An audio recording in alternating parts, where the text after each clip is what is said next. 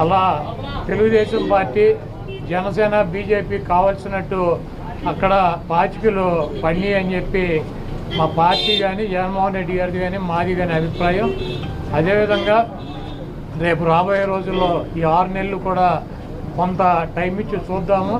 ఆ తర్వాత చంద్రబాబు నాయుడు చెప్పినటువంటి దొంగ హామీలని ఎట్టి పరిస్థితుల్లోనూ నెరవేర్చలేడు.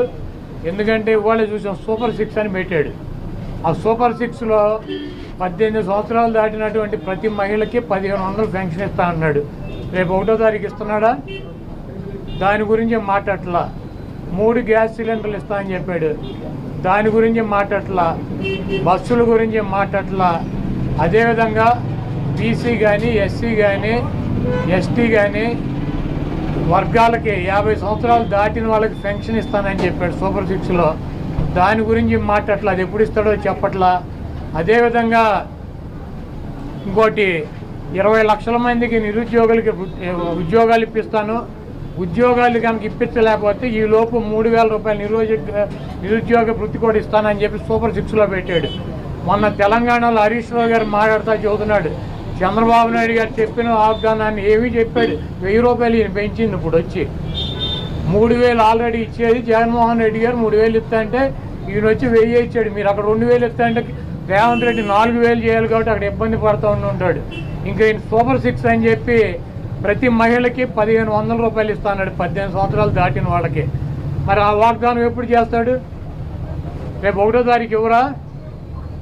కాబట్టి తెలుగుదేశం పార్టీ ఆయన ఇచ్చినటువంటి వాగ్దానాలను, చంద్రబాబు నాయుడు చేసినటువంటి వాగ్దానాలని పక్కదారి పట్టించడానికి ఊరికినే నిన్నేమో పోలవరం వెళ్ళి వచ్చాడు సోమవారం, మళ్ళీ గురువారం ఏమో అమరావతి వెళ్ళి వచ్చి అక్కడ ఎన్ని తిరిగి ఈయన కాలక్షేపం కబుర్లు, కాలక్షేపం మాటలు, ఊరికినే ఆయన వెళ్ళి అటు ఇటు తిరిగి రావటం తప్పించి ఎప్పుడు నువ్వు సూపర్ 6 అమలు చేస్తున్నావు స్పష్టంగా చెప్పాలని చెప్పి మేము డిమాండ్ చేస్తున్నాం. హోమ్ మినిస్టర్ ఫస్ట్ టార్గెట్ కొడాలని అని కూడా చెప్తాను. ఇప్పుడు ఇది ప్రజాస్వామ్య దేశం. ఎవరిని టార్గెట్ చేసుకున్నప్పుడు నేను పోయినంత మాత్రాన నన్ను టార్గెట్ చేస్తే వైఎస్ఆర్ కాంగ్రెస్ పార్టీ ఏం ఆగదు. జగన్మోహన్ రెడ్డి గారు ఇంటికి కూడా వీళ్ళు ఏం పీకలేరు. నన్ను కాదు, జగన్మోహన్ రెడ్డి గారినే టార్గెట్ చేస్తారు. ఇక్కడ మీరున్న సెక్యూరిటీ అంతా తీసేసి గన్మెన్లను తీసేసి ఇంకా 15 రోజులు ఎలక్షన్ జరగలేదు, కమిటీ సిఫార్సులు రాలేదు, ఇక్కడ మొత్తం అంతా కూడా సెక్యూరిటీ తీసేశారు కదా. తీసేసి ఎల్లో మీడియా కెమెరాలు పట్టుకొచ్చి జగన్మోహన్ రెడ్డి గారి ఇంట్లోకి ఎట్టెళ్ళాలి, గోడ దూకి ఎట్టెళ్ళాలి, ఇవన్నీ కూడా వాళ్ళే చూపిస్తున్నారు. కాబట్టి ఇక్కడ టార్గెట్ ఎవడు దొరికితే ఆ టార్గెట్. ఇటువంటి వాటికి భయపడే ప్రసక్తి లేదు. ఎవడెవడికి టార్గెట్, ఎవడెవడి చేతులు ఏం రాసి ఉందో అవన్నీ పైన ఉన్నటువంటి భగవంతుడు నిర్ణయిస్తాడు. ఎవరి టార్గెట్లు ఎవరికి ఏమవుతుందో చూద్దాం రాబోయే రోజుల్లో. అదేవిధంగా ఋషికొండలో కట్టినటువంటి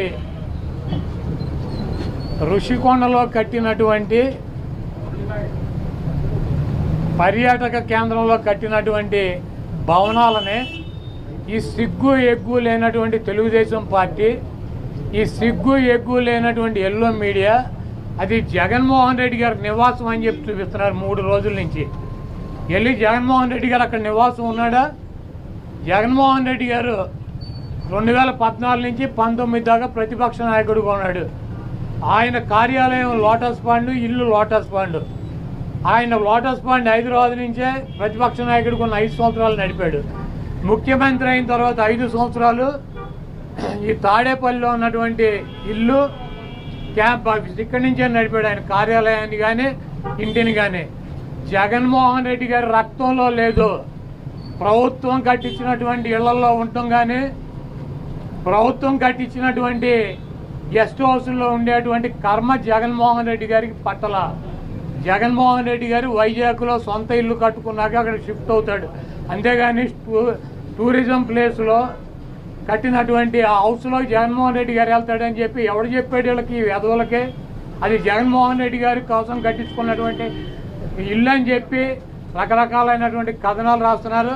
అది ఒక అంతర్జాతీయ రాజధానిగా తీర్చిదిద్దాలన్నదే వైఎస్ఆర్ కాంగ్రెస్ పార్టీ లక్ష్యం. దాన్ని రాజధాని చేయాలన్నదే ఆ రోజు నిర్ణయించుకున్నాం. కాబట్టి అక్కడ ఇంటర్నేషనల్ సెమినార్లు జరుగుతున్నాయి. అనేక మంది ఇంటర్నేషనల్ సంబంధించినటువంటి దేశ విదేశాల నుంచి అనేక మంది పారిశ్రామికవేత్తలు వస్తున్నారు.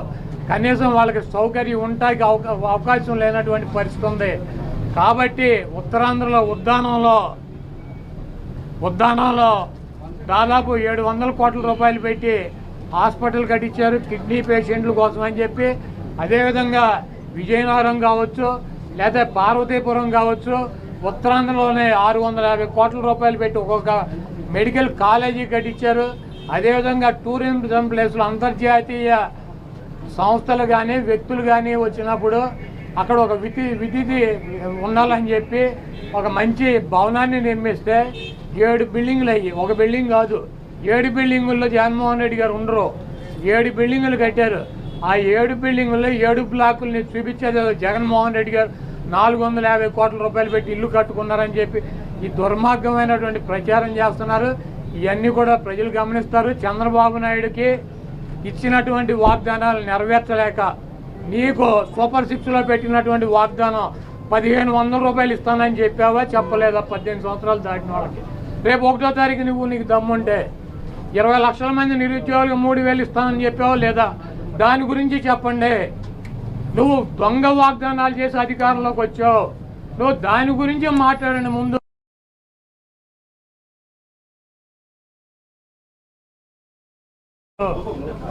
వైఎస్ఆర్ కాంగ్రెస్ పార్టీ కార్యాలయంలో వైఎస్ఆర్ కాంగ్రెస్ పార్టీ అధ్యక్షులు శ్రీ జగన్మోహన్ రెడ్డి గారి ఆధ్వర్యంలో